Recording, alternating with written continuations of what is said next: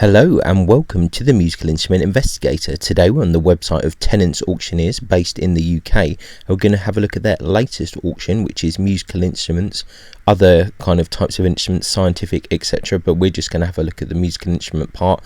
Looks like there's about 64 lots or so. We're going to stop right about at this keyboard here. There are some mechanical bits here, musical boxes that we might go to, maybe just maybe up to the symphonium, I suppose, but it's getting a little bit out of our kind of usual sphere of interest. But yeah, it looks like there might be a few interesting things here. Buyer's premium is 22% on this auction. That's what you pay on top of the hammer price.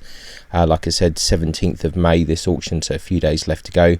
This is a UK based auction, so if you're outside of the UK, bear in mind kind of import export fees, shipping, any CITES restrictions in terms of materials and all of that kind of fun. So yeah, without further ado, let's crack on and get into it. It's not going to be a super long video, so let's see if there's anything interesting. First of all, we've got a viola, no label, and with 2 bows. Okay, let's see what kind of pictures we've got here. Historically, I've always been a little bit unimpressed with the Tennants pictures, but this is actually at least fairly helpful. I don't think that this is anything particularly crazy, other than kind of a trade instrument. Difficult to tell on the bow as well, but otherwise not too bad. We've got a viola, student instrument they say. I think that is pretty much accurate. 80 to 120 seems a bit optimistic there. A couple of bows as well. Difficult to know what's going on with those.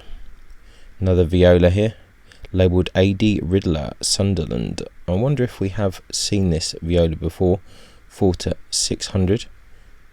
Quite an interesting back on that, kind of slab cut back. I quite like that kind. And yeah, 4 to 600. Not unreasonable kind of price for a viola. Couple of bows. The bow on the left looks maybe a little bit more interesting than the other bow. Violin here, made by Derek Smith, Ripon, 1987. Okay, interesting. Looks like a fairly well made instrument. Fairly generic bow there. 120 to 180. Seems like a fair estimate. Violin with a Joseph Guarnerius label and a bow stamped Viome. Okay, looks like a fairly standard trade violin. Okay, another violin here, labelled Officina Claudio Monteverdi. Okay, 100 to 150 on that.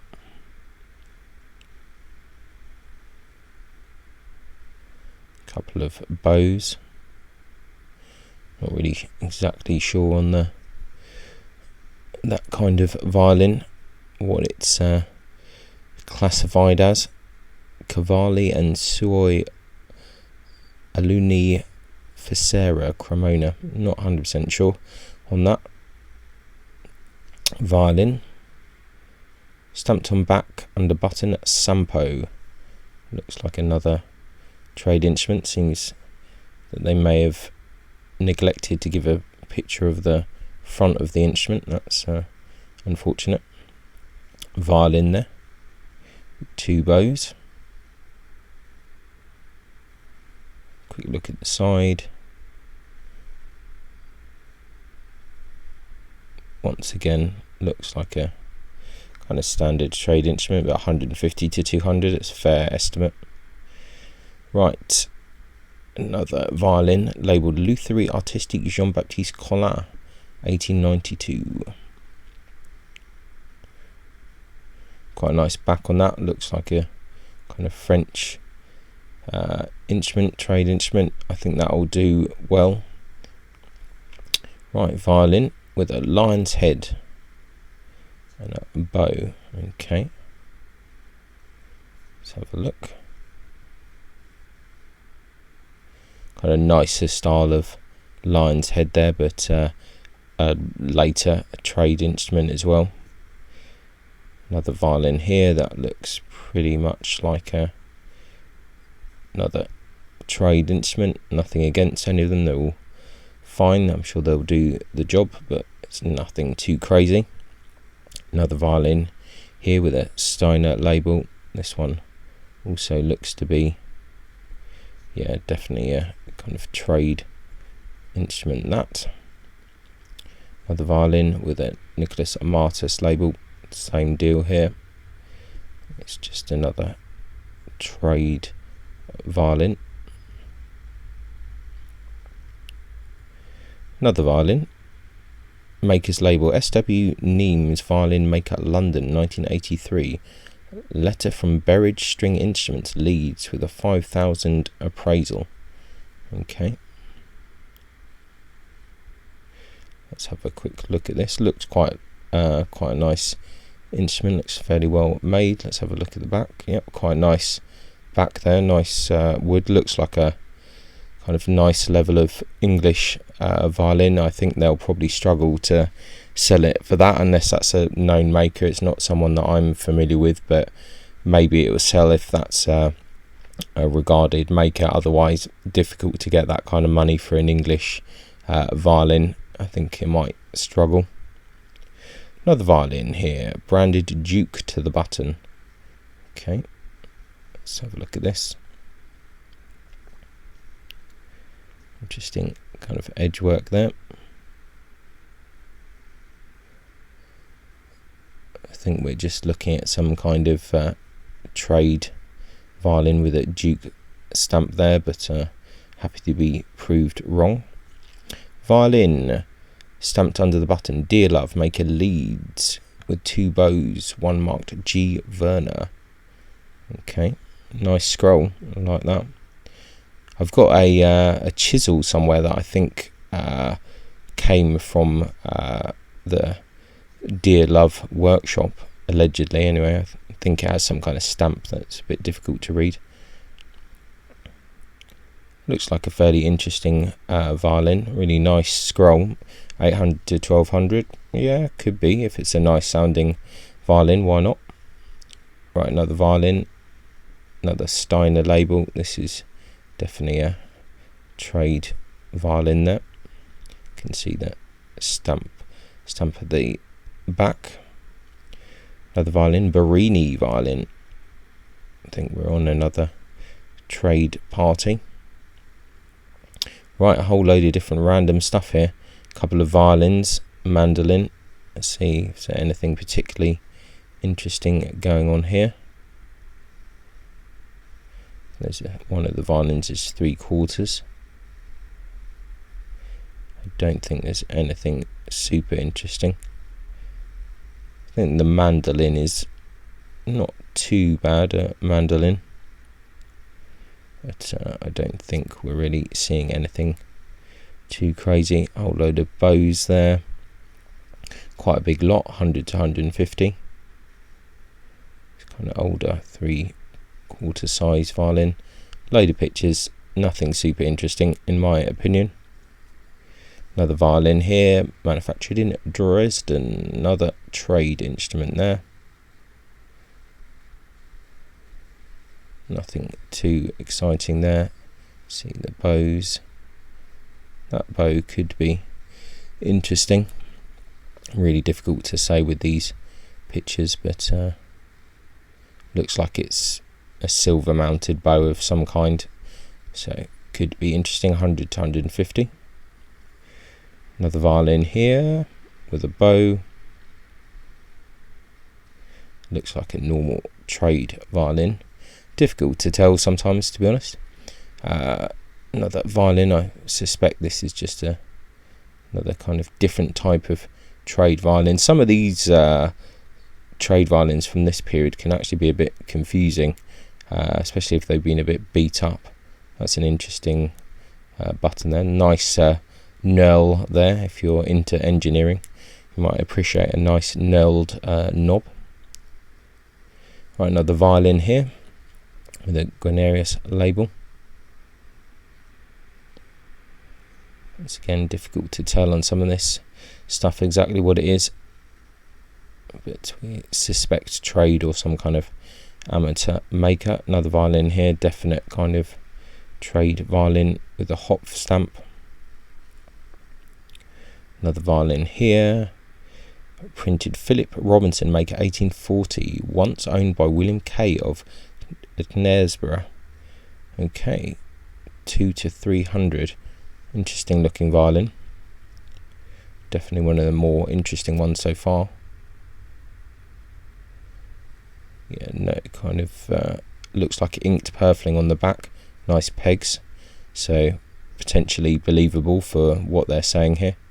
1840s would make sense. No net graft of any kind. So yeah, 2 to 300. I think that's kind of okay. I mean, the positioning of the F holes is pretty bonkers. Looks a bit like some of the kind of older German violins, but interesting, quirky enough. So 2 to 300, I think that's kind of fair. It's the kind of thing that I'm usually interested in, a little bit wacky, weird things. Violin, Makers Labour, John Mather Harrogate, 1990, 2 to 300. Let's have a look at this. See what it looks like on the front. Quite a nice back there, nice pins. Yeah, I mean, I think it's believable to what it says. Nice stand. 2 to 300 for an English violin of a kind of lesser known maker. I mean, yeah, it seems reasonable. We saw a lot of these kind of violins in Bromptons, and I think some of them did quite well. Some more violins here. A couple of violins, couple of bows. See if we can see anything. Looks like a couple of trade violins of different types. A couple of bows, a bit worse for wear. Yeah, I don't think we've got anything too crazy here. Violin bow, stamped Dorfler. So 3 to 500. Quite nice pins on the button. Violin bow, Otto Derschmidt. I don't think this is anything too exciting. Violin by Geoffrey J. Gilbert. Okay. Peterborough, 1901. 3 to 4,000. That seems fairly optimistic. Once again, not a maker I'm super familiar with. Best of luck to them. I think they might struggle at that kind of price, but I could be wrong. Cello here. Let's see. It's struggling with the pictures, or are there just no pictures? Possibly there are no pictures. Click for high resolution. Oh, okay. There is a picture, but it's hidden. Okay. Let's see. Bit difficult to see what's going on there. Oh, there we go. Where it's cello bow there. Okay. Oh, they've loaded. I think they're just a bit too heavy, really. 5 to 700. That looks kind of fairly interesting cello there. Not 100% sure exactly what's going on there, but that's interesting. Let's go another cello here. John Mather Harrogate. Nice crackle there on the varnish. 4 to 600. I think that could be a pretty good deal for someone for a English cello. I think that's quite nice. Another cello here.